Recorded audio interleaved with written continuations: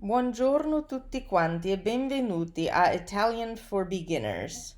Today we're going to do a special lesson on the verbs trarre, porre, and tradurre, verbs that have irregular infinitives. This is taking a brief detour from our regularly planned lessons. You don't need the book for this. This is just something that I usually don't see covered in Italian books written in the US. So I just wanted to go over these verbs because they are pretty common. In questo video vi parlerò di un argomento non trattato nel libro, i verbi con gli infiniti irregolari. Ci sono tre verbi principali che vorrei discutere: trarre, porre e tradurre. Ci sono anche alcuni altri verbi derivati da questi che seguono lo stesso modello, tipo distrarre, protrarre, sottoporre, disporre e alcuni altri ancora. In questo video vi presento le forme del tempo presente e del passato prossimo per questi verbi. So let's start with trarre. Trarre means to drag, to pull, or to draw. So in the present, we have io traggo, tu trai, lui, lei o lei trae, noi traiamo, voi traete, and loro o loro traggono. And then in the passato prossimo we have io ho tratto, tu hai tratto, lui, lei o lei ha tratto, noi abbiamo tratto, voi avete tratto, and loro o loro hanno tratto. For porre, to put, we have in the present tense io pongo, tu poni, lui, lei o lei pone, noi poniamo, voi ponete, and loro o loro pongono. And in the passato prossimo, the past participle is posto.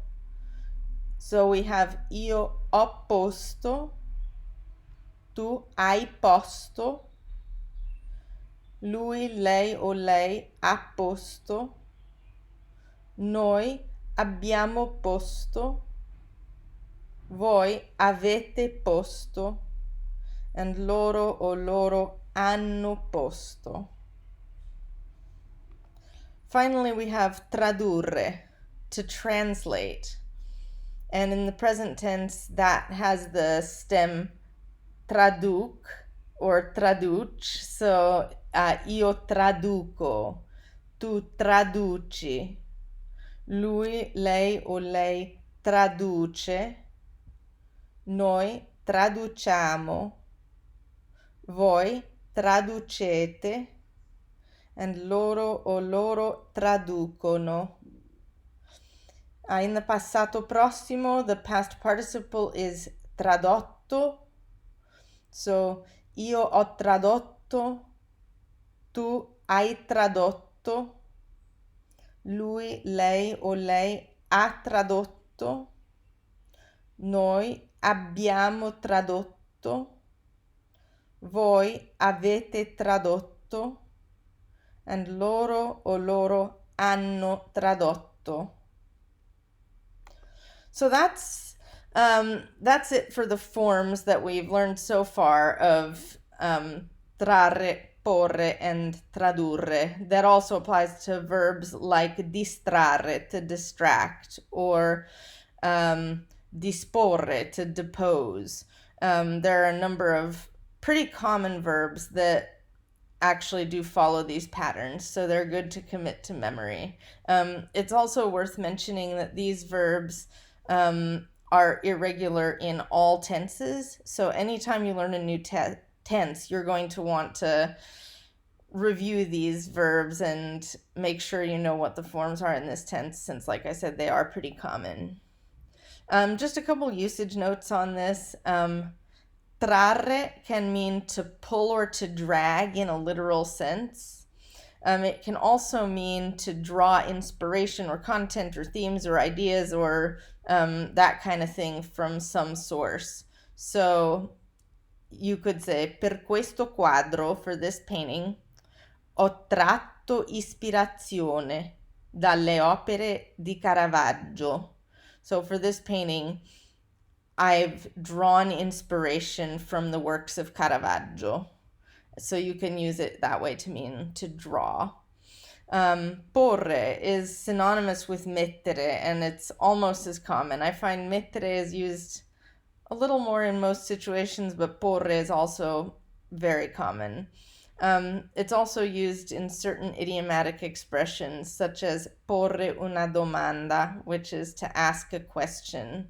There's other ways to say ask a question too, like fare una domanda, so if you know those ways, they're not wrong. But porre una domanda is another option. And that's about it for these 3 verbs. Our next lesson, we're going to be resuming our normally scheduled programming. That's going to be the passato prossimo with essere. So if you'd like to follow this course some more and don't want to miss the next video, please go ahead and subscribe. And I will see you in our next video on the passato prossimo with essere.